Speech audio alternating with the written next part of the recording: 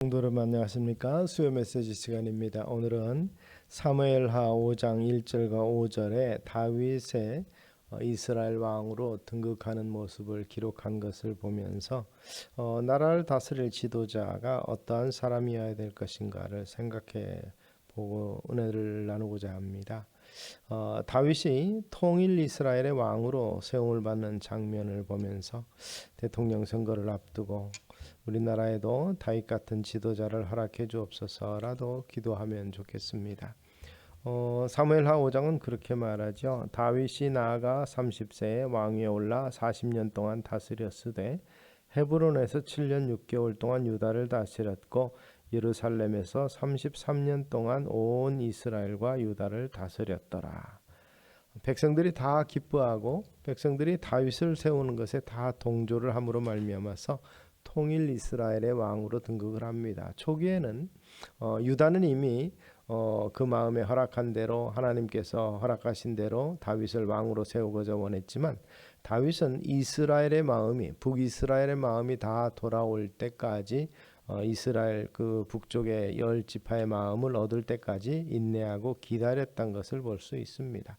그래서 이 말이 주는 의미는 이스라엘의 모든 백성이 자기를 신뢰하고 자기를 마음으로 받아들일 때까지 기다렸던 지도자의 모습, 백성이 신뢰하는 지도자의 모습을 모범을 보인 것이다, 이렇게 볼 수 있습니다. 나라를 다스릴 지도자는 지방이나 모든 것을 초월해서 백성들로부터 신뢰를 받는 사람이어야 할 것입니다. 다윗도 처음부터 온 백성의 신뢰받은 왕은 아니었습니다. 이스라엘의 12지파 가운데 10지파는 다윗을 따르지 않았습니다. 북쪽이죠. 이스라엘이라고 부르는 나중에는 북이스라엘, 남유다로 이렇게 나누게 될 때 북이스라엘의 주축을 이루는 그들입니다. 개인적으로 다윗을 싫어하는 사람들도 있었고 특별히 그 아내 미갈은 다윗을 업신여겼고 아들 압살롬은 아버지를 반역하기도 했습니다. 신하였던 아히도벨은 다윗을 죽이려고 했고 시므이는 다윗을 저주했습니다. 이런 상황에서 40년간 유다와 이스라엘 다스렸고 나이가 늙도록 부하고 또 존귀함을 받다가 세상을 떠나 하나님 앞으로 갔습니다. 하나님을 경외하고 사랑했던 다윗을 하나님께서 보호하시고 그의 삶을 인도하시며 그 가운데 역사하셨다는 사실을 발견하게 됩니다. 우리는 초대 왕이었던 사울이 하나님으로부터 버림받은 이유를 잘 알고 있습니다.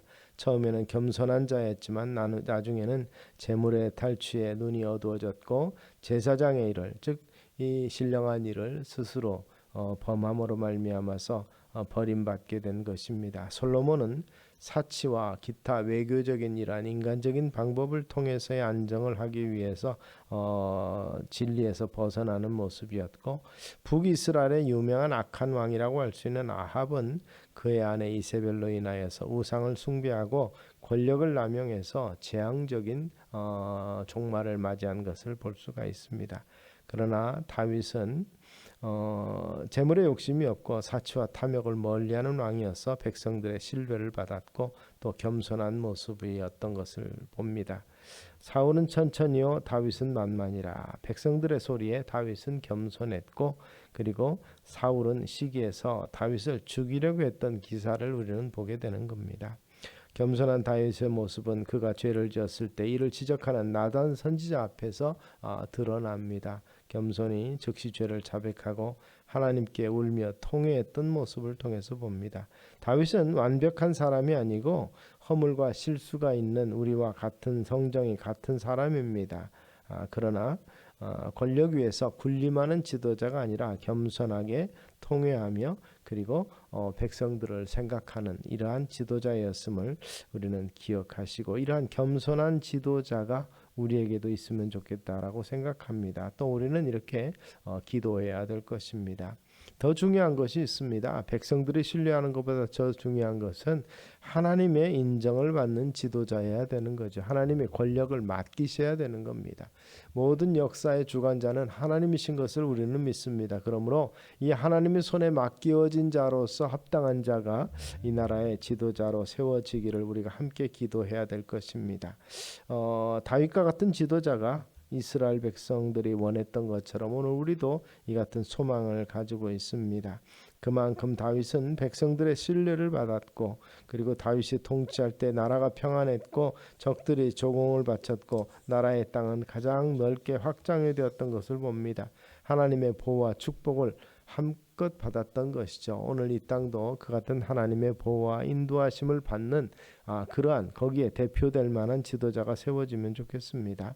다윗의 시대가 지나고 나서부터 나라가 기울기 시작했고 백성은 타락했고 나라의 모습은 정말 엉망이 됐던 것을 우리는 성경의 기록을 통해서 보게 됩니다. 하나님을 멀리하게 된 나라의 모습은 지도자부터 타락하게 되고 범죄함으로 문제가 생기는 거죠. 그런 면에서 이스라엘의 포로 시대, 이스라엘의 안타까움의 시대가 역사가 시작이 된 것을 볼 수 있습니다. 지도자의 역할이 이렇게 중요합니다. 다윗은 오래전부터 하나님께서 내 마음에 합한 자라 이렇게 말씀하시면서 준비했던 지도자였던 것을 볼 수 있습니다. 이처럼 하나님의 마음에 합한 지도자로 예비되고 준비된 자가 이 땅을 지도하고 또 앞으로 통치해 나가면서 나라의 백년대계를 바라보고 또 하나님 앞에서 온전한 모습 보이는 지도자가 되기를 우리가 함께 기도하실 수 있으면 좋겠습니다. 같이 기도하겠습니다. 사랑과 은혜가 많으신 아버지 하나님, 하나님의 마음에 합한 자로서 다윗을 하나님께서 세우시고 백성들의 마음을 얻도록 인도하신 것을, 또한 그것을 위해서 다윗은 겸손히 때를 기다린 것을 우리는 봅니다. 오늘 이 땅에도 꼭 이 같은 지도자가 필요합니다. 하나님의 마음에 합한 자여 백성들의 마음을 시원하게 하고 백성들을 평안한 가운데서 참으로 주께서 주신 사명을 감당케 하는 지도자가 선출되게 하옵소서. 이를 위해서 교회가 깨어 기도하기를 원합니다. 함께 하옵소서.